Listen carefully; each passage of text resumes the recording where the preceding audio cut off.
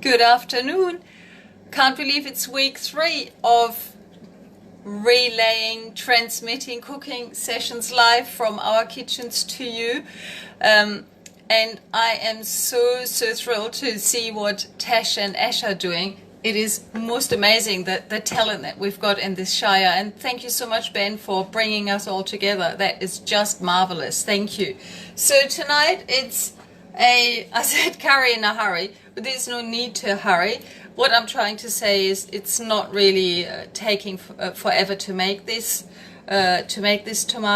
green tomato curry. So here are some from the garden. Gee, they look really green. The light is a bit tricky. I have to work on when the darker season comes, but I'll figure it out. I've got more green tomatoes and potatoes to go in. There is my coconut sauce that you can omit or use. It's up to you. It doesn't necessarily need to go in here. It's a really loose recipe. There's a lot of give as to what you might want to include and what not. I like ayam. It has got no additives. However, it is not Australian. I try to buy as many Australian ingredients as possible. It's not always practical or other reasons. Loving Earth, beautiful coconut desiccated from the health food shop here in Pakenham.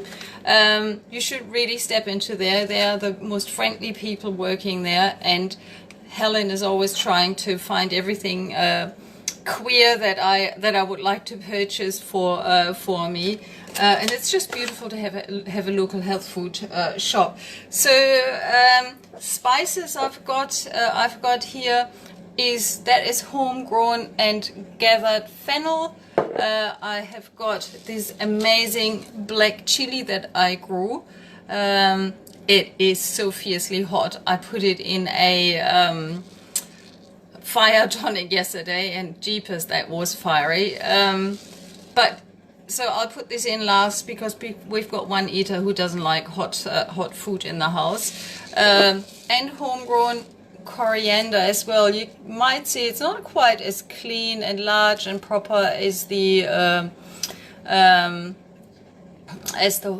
board variety, but it's just as tasty, and it doesn't need to be big to do that. So being a nutritionist, I am looking at nutritional value of food, and living through a viral pandemic at the minute, I have looked up some particular antiviral essential oils, and lime is, my goodness, that looks so green. Hi, Shoeli.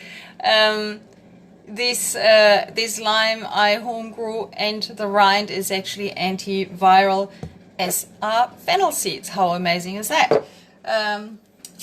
No good food is ever made without onion and garlic, I say. So here they are, homegrown. You can see my garlic cloves are pretty tiny as well. And then garam masala will be going into my green tomato curry, and of course turmeric. It's one of those super duper health giving spices as well. I better start to show you that it can be done relatively quickly. So peeling an onion I usually start at the bottom, pull down those leaves. This is a lovely cream brown onion from a grower. I actually don't know the name, I've forgotten. But I order these through the Prom Coast Food Collective, a beautiful bunch of farmers giving to us lovingly grown food just from outside Gippsland, Gibson Way. Hi Ash, that line is perfection. That lime, yes, thank you. I was impressed as well, and I knew it was right because it just dropped off the tree. It's usually the best sign. So I've got my big pot here, the one that I used for the tomato sauce. It just avoids splattering. I put in some olive oil, and I'll turn it on. Medium heat. You don't want to burn your onions and garlic. one way to, I don't know whether you can see, to cube your onions is to just halve them and then do horizontal cuts and then just go crisscross. And I show you the dice that you get, and you can have them larger or smaller depending on what you want. There you go. In they go. It's just a small sizzle. I should have waited a little bit more, but it's really not the end of the world when the oil is not super hot yet. So that's my onion in. I crush my garlic with a flat side of a knife, and this is my grandmother's knife. It's an old Solinger Robert Herder knife, and it's actually not steel, it's just some rusty metal, so you have to dry it out each time after you use it, otherwise it goes rusty on you. But I love it. It's the perfect fit for my small hands, and I find peeling and chopping with this knife really pleasant. Yeah, I like small knives. I'm not a large knife person. Word on knives, the most expensive one is not always the best. You often find really good stuff in the op shop, or the Kiwi brand I find is a very satisfactory brand, and I've had their knives forever and ever, and I've used them in cooking classes as well, and they seem to survive. There you go. You can hear the sizzle of my... I better not start this. The range hood is probably too noisy. So I've peeled 4 garlic cloves, and I'm quickly just chopping them, and give my onions a stir. Turn this down a little. Just gets a little color. What goes in next after the garlic is the coconut. Coconut provides really nice fiber and a really nice texture to the curry. Coconut is also naturally a bit sweet, and it counterbalances the acidity that you get from the tomato. And I will also do my old trick, putting in some not so healthy looking apples anymore, but they've got a lovely sweetness that also helps to counterbalance your tomato acidity and add some more nutrients and stop something to be wasted.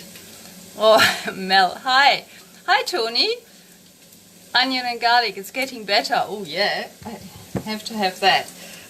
So garlic going in, giving it a stir, and then I'll add sort of a tablespoon per person coconut, desiccated coconut. 1, 2, 3.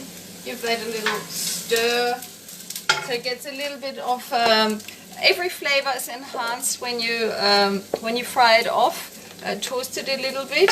So same goes for the spices. So my teaspoon of coriander seeds and my generous teaspoon of fennel seeds go in. I've got so many, so I try to use as many as possible. And remember, antiviral. I'm not saying that if you eat this way you're immune to the COVID virus. I'm not saying that at all. But it's just a means of, if you get in contact, that you have higher chances of fighting that off, or even to go through an infection slightly less bothered. Okay, showing you what it looks like. So it's just slightly, very ever so slightly brown, and you don't want to take it much further, because otherwise things burn, and then you've got this unpleasant burnt flavor. I'll just turn it down just in case. What goes in next is just your green tomatoes, and what I do with them. The larger ones, I just give them a quick cut. Any which way. Oh my goodness, everything looks so green. It's like I'm on some interesting. Do you know this British comedy movie? What's it called? Where the guy sits naked on the roof and says, "Everything is so green here." Somebody tell me what this movie is called. And so the small tomatoes, I just chuck them in, these mini and cherry tomatoes. They just go in. Stir a few through. And that. And there are some more.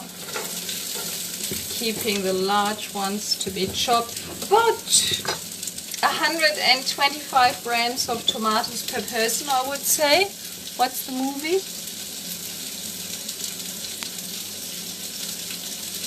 Oh, as you're cooking along, how are you finding it?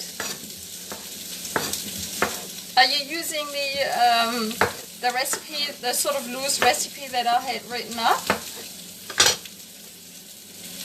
You can't probably cook and write and do everything else and comment.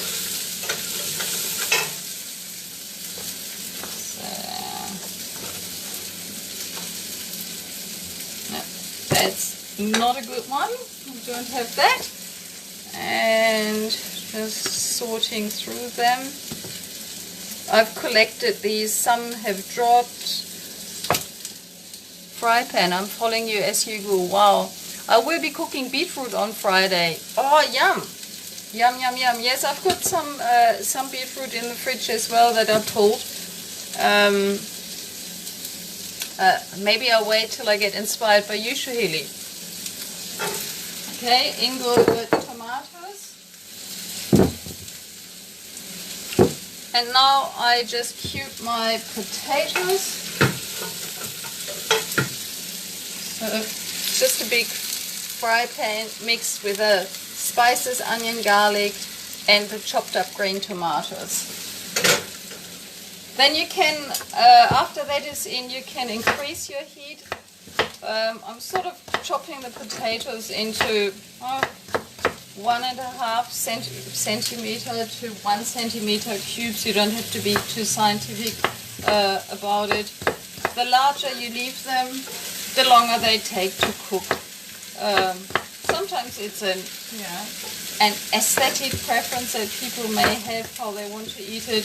I'm actually not going to cook any rice with this, so I'm just using the potato in there as the sort of carbohydrate component of the dish, if you want to call it that. And the beauty of this is just one pot for dishwashing. Gotta love that. I'm a lazy cook. Okay. I just can't remember where I got the potatoes from. But there are some local markets and local growers opening to the public. I know definitely Raw Eatables is open on Saturdays 9 to 12 on Manx Road in Clyde. They're a young couple worth supporting. Okay.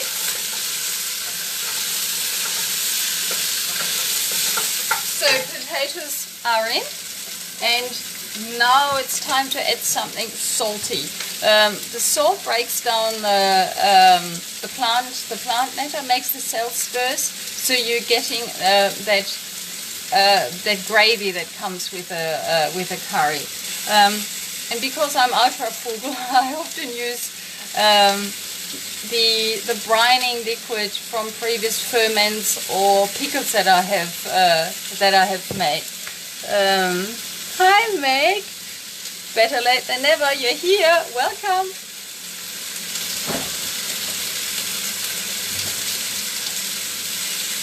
So this is or was a homemade salsa, but I had a little bit of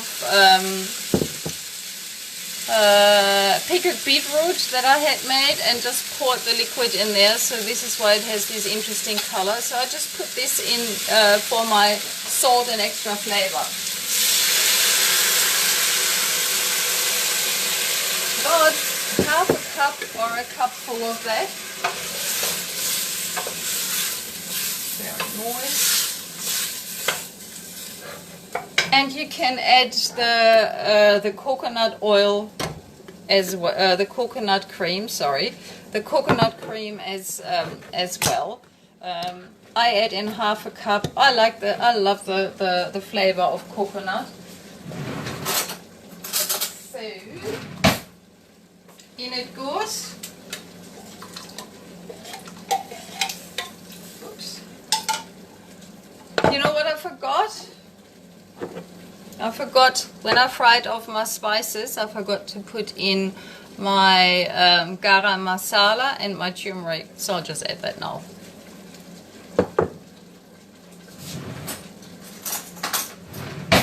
As I said, it is better to, one should speak English when in Australia, it is better to fry them off, but hey, I am not pretending to be a perfect cook. And it'll still taste very nice. I wish you could smell this garam masala. I love garam masala. It is a milder kind of curry flavor, sweeter, with all those beautiful sweet aromatics that the Indian cuisine uses, like fennel, your cinnamon, your aniseed might be in there, cardamom, cloves, what else? Some black pepper, bay leaf, cumin, coriander, nutmeg. They could all feature in garam masala. Every village, every family has their own secret garam masala recipe. I just buy one in the curry shops and use that. But oh, it smells so good. I definitely smell the nutmeg in it. So now I have got a lovely gravy forming, and it looks pretty nice actually. And you see the redness of the gravy. So showing you without pouring it on my hand is the trick. We have to work on this. I have to watch some cooking shows how to best do these things. Yes, so my gravy looks red simply because of the beetroot in my pickling liquid. And so now's a good time to have a little try as well to see whether you want to put in some more spice, some more salt maybe. Just have a try. It looks, I can put it in here like that. Tastes really good. It's actually quite spot on. But you do another taste test in the end when the potatoes are pretty bland in flavor, so they suck up a lot of that flavor. And those cooking shows have cameramen. We can only do so much. Yum. Yes. Exactly. We'll just do it anyhow. Okay, it's bubbling away. I'll just turn the heat down a little, and yeah, let this bubble for about 12-15 minutes till the potatoes are cooked. I put the lid on, and I'll tell you once this is done what I normally do. Oh, hello, my child. Hello, Isabella. And yes, Meg, but a bit different, inspired by Heike, onion and garlic. Whoops. Okay, that was a funny comment there, Mel. So when this is cooked, I just put it in a dish. Some people like bowls, some people like deeper plates. Any which way works. And then I usually put on a dollop of yogurt. And on Sunday with my beautiful delivery from the Prom Coast Food Collective came this beautiful Tarago Valley organic yogurt, which is absolutely divine. They also make a really, really superb kefir, and that can go on the top as well. And then I generally chop up some herbs from the garden, anything that I have. Currently I have surprisingly little parsley, but this coriander self-sowed, and I've got some garlic chives here, and what else? I think that's garlic chives and some spring onion. So I'll put this on top, and what I will also put on top is that lovely lime rind, and I found this in the op shop too, an amazing tool. What are you saying, Isabella? I'm casting you to my television, and Heidi and Sean are watching too. Oh, hi Heidi and Sean. I'm broadcasting all the way to Richmond. Where do you live? Collingwood? Hi Santosh. When do I add the apples? Oh, thank you for reminding me about the apples. Yes, the apples should go in last thing before you put on the lid as well. I just simply forgot them. And actually that garam masala added such a sweet note that they probably don't, that this curry probably doesn't need so much of a sweet hit. Oh yes, the way to cut an apple. You just halve it, quarter it, and then I take out the core. I mean, you need some knife skills, years of practice, and then take out the core, halve it once more, and then just cut it into cubes such as this, and put this in. So they, anyone who's ever made their own apple mash knows how quickly apples cook down. I never peel them, because as most of us have learned by now, most of the nutrients are actually sitting right under the skin, and chances are if you peel them, you're peeling most of the goodness away. Yeah, the only reason I would ever peel an apple is if they were not organic. So I'm taste testing this one more time. And if it's still tasting rather, oh yeah, it's thickening nicely at the bottom, and it's good to give it a stir to get all this sticky goodness from the bottom to go into your green tomato curry. And so I'll test my flavor. Actually, now it tastes a bit more sour. Thank you for the reminder. With the apple, to just show you again, cutting the apple, half, quarter, take out the core, and then you just chop it in little bits. Didn't we have a glorious day in Cardinia today? It was so warm. I couldn't believe it. It was just so mild. From the cruiser, yeah, no wastage. Go Ash. What did Lisa say? Sorry, I missed your comment, Lisa. Oh, hang on, there it is. Sounds great. Thank you. So in the second apple goes for sweetness. And I'll give that a stir.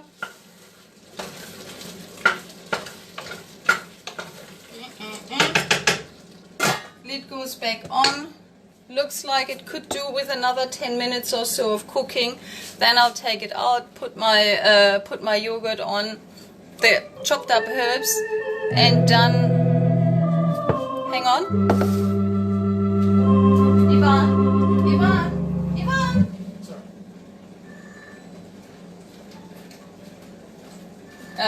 Sorry, that was an interlude, an unexpected interlude there.